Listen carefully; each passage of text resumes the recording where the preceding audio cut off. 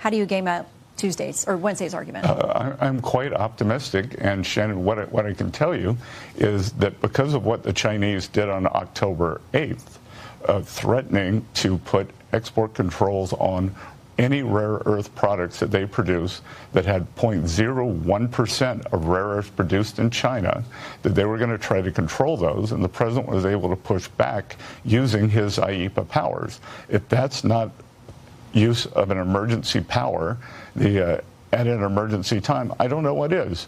And then we go back to the spring, this terrible fentanyl crisis. It's an emergency for what's going on, and we got a solution. The Chinese, thanks to the tariffs, came to the table. So I think just those two alone have shown us that the president has used it responsibly.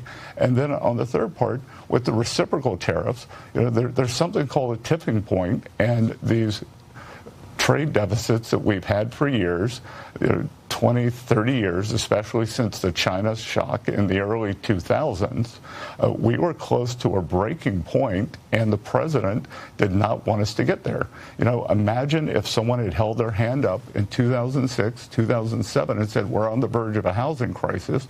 Well, President Trump raised his hand and said, we are on the verge of a balance of payments crisis, a trade crisis, and I'm going to use Ieepa. That is what emergency powers are for.